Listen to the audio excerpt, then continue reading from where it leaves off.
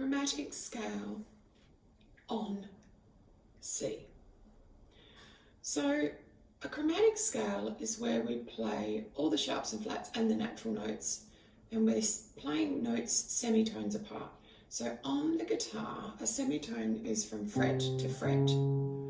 So we've got fret to fret to fret. So when we're doing the C chromatic scale, we actually start on the note C and do all the frets, all the semitones in between the notes, and then we go up to the note C here using that method, and then we go back.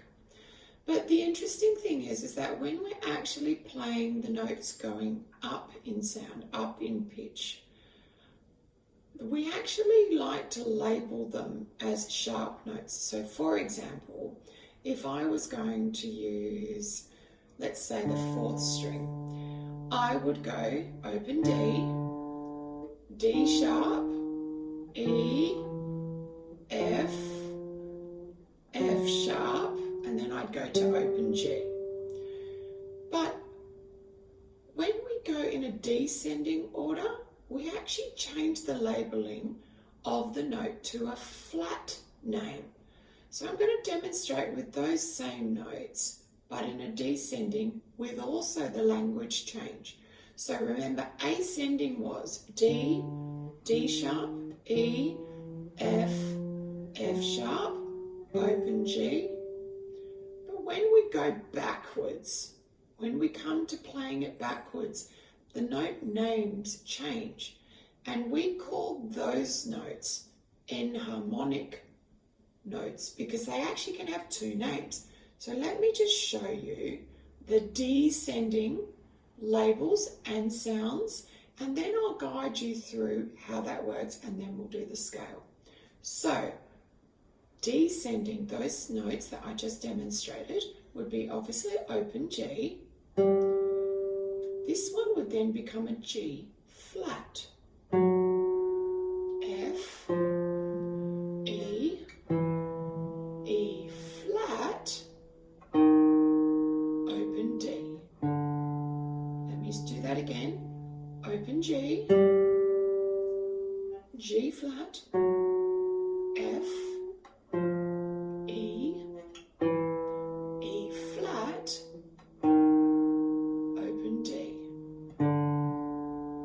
So the enharmonic notes in those demonstration of notes are, we have open G, which is just G. Then we have this note as an enharmonic note. It's an F sharp or a G flat.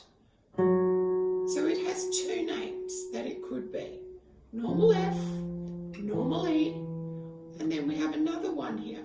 So this was D sharp on the way going up, but on the way going back, it was called an E flat. So you will see this in your scoring when you are doing it. So don't be alarmed. It is just that, I suppose, some notes have two sides that they can be called. One is a sharp name and one is a flat name. That's all it is, but it's still the same sound. So, chromatic scale on C. So we're starting on C, which is our third finger, and let's do the ascending. I love this one, it's a nice easy pattern. C, C sharp. And then we do what we just did, open D, D sharp, E, F, F sharp. And you'll notice that I'm literally keeping my first finger behind the first fret, my second behind the second fret, my third behind the third fret, and my fourth behind the fourth fret. Then we move to the next string, open G, sharp G or G sharp, A sharp. Now, this is one string that your teacher may get you to use your fourth finger on what I call closed B because it's not open B, but I like to ask the students to actually just use G sharp, A sharp, and then go to the next open string. So you've got open B and then C. So I'll do that again. If you could join me, that would be really good.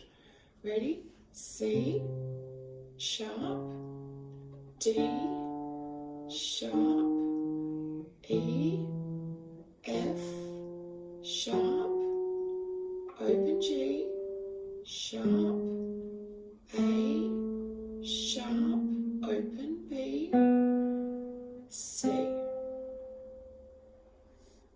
Now we do it in the reverse order. So this is where we may have some of those enharmonic notes, those notes that have two names.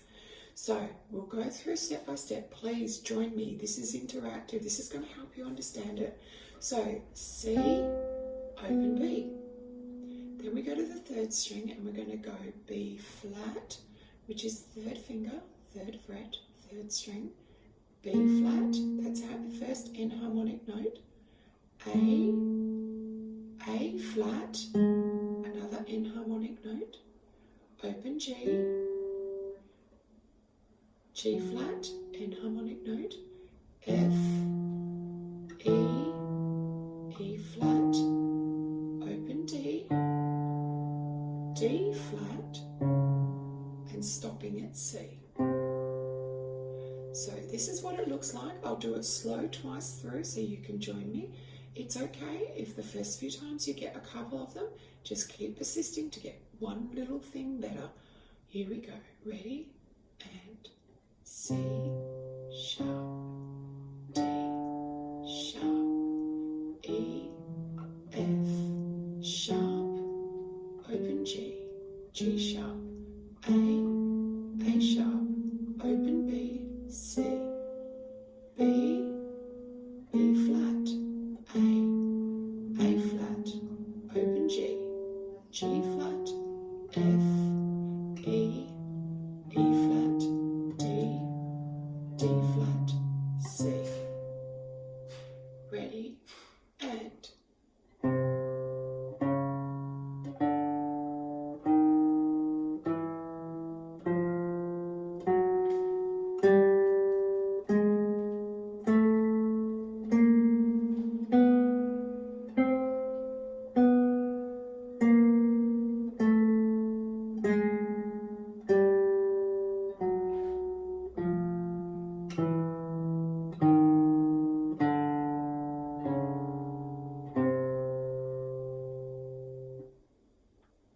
so that is our chromatic on C, chromatic scale on C.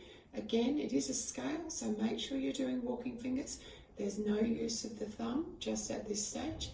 So we try and keep that just for our arpeggio patterns.